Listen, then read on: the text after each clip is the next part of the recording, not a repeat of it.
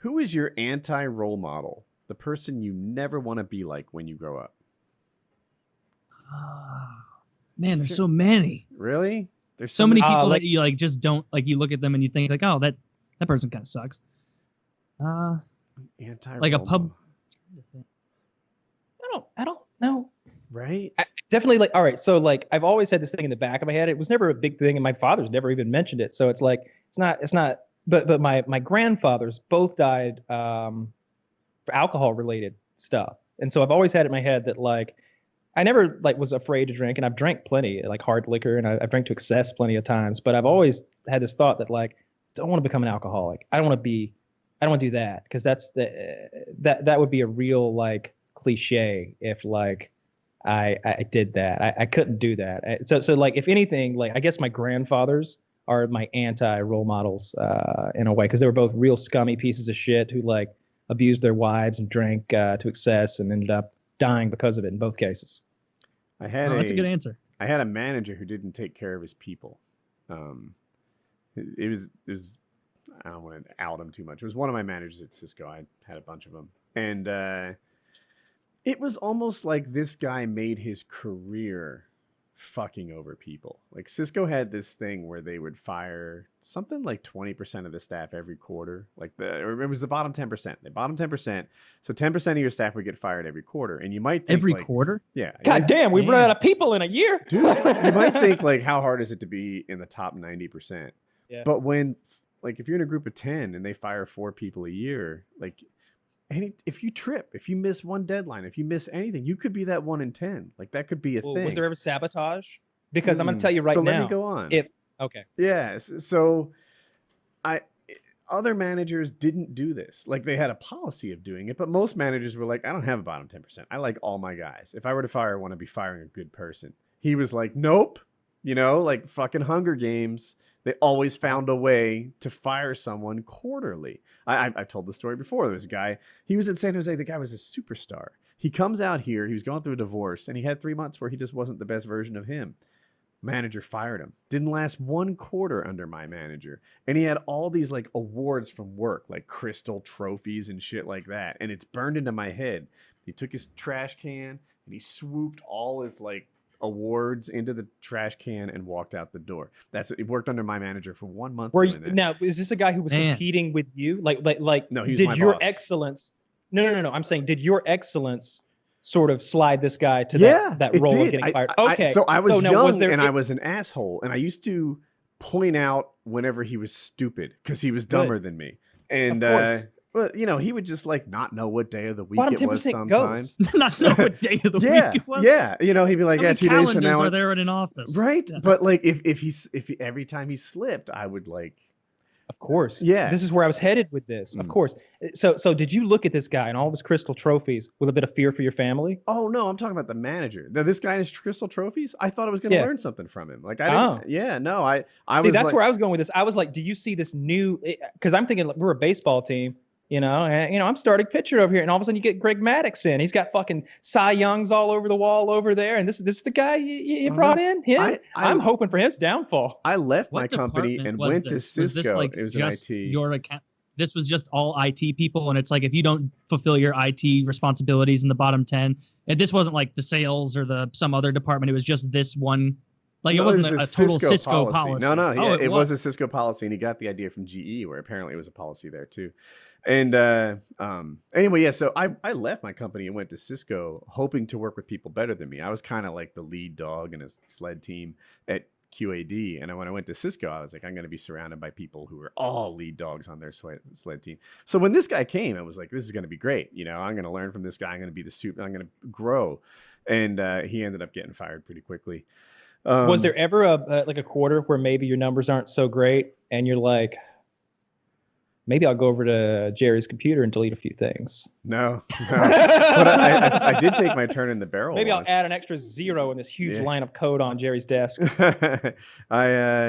Anyway, so after he stopped managing me and stuff, I kept watching this guy, and he like led efforts to ship jobs to India.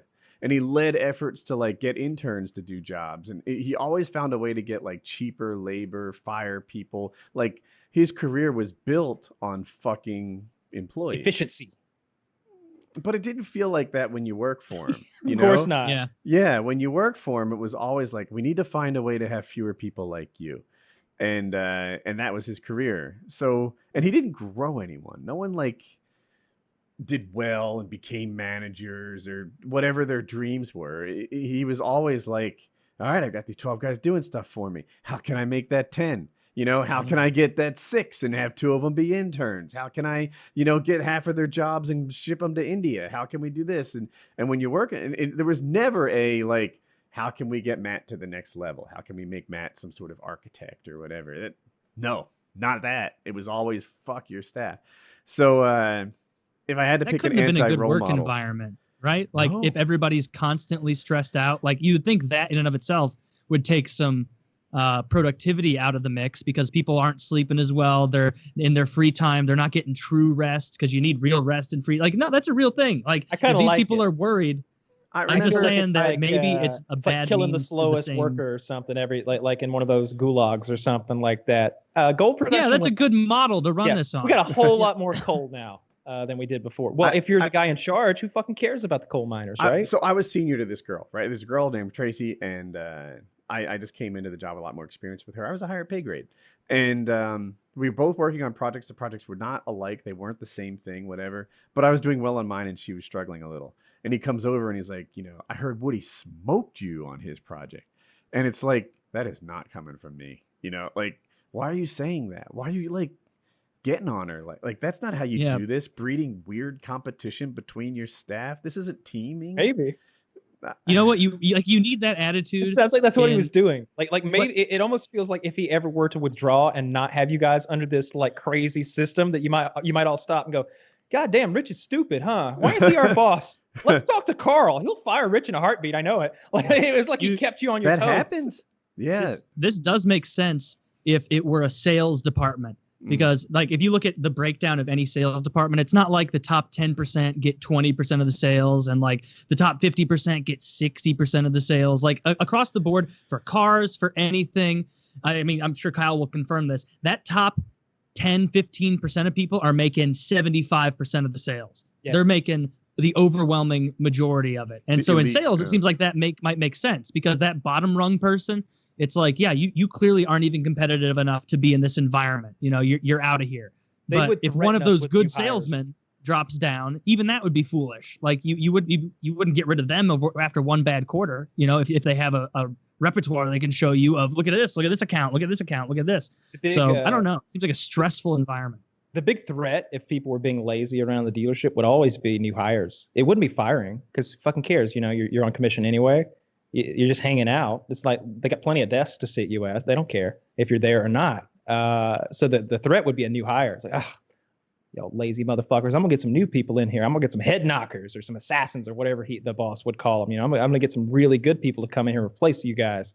And then every now and then he would punish. Like we had a big sales event where they used a lot of they used all of our ad revenue for like the quarter or something for one big push in the newspapers and on TV, and we did that thing where like if you're watching daytime TV and I'm in the car pulling up and here's Kyle with a Jeep Grand Cherokee, and I'm in the car and my boss is introducing the car and everything, and we spent a lot of money on this thing, but we weren't on our phones.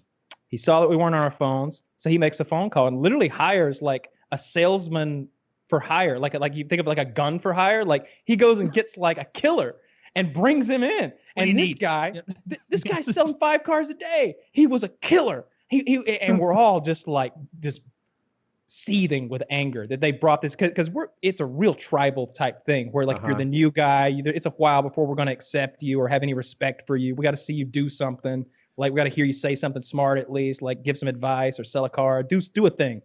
And this guy came in and it was like, this guy's a shark. Like this is a shark and not a guppy. Like we got to watch this guy. He'll steal our deals from us if he can, but more likely he'll steal the customers. And he was just so good. He was better than any of us. But that was our punishment. Did he stick around, or was he? No. He just brought that guy in for a 3-day weekend. That guy sold like 16 cars in a 3-day weekend or something. It was sold 16 cars in 3 days. That's insane. We all sold a bunch of. I mean, on a weekend like that, it's pretty outrageous. It's a big store. I think we had 15 acres of cars, so like, sold a lot of cars.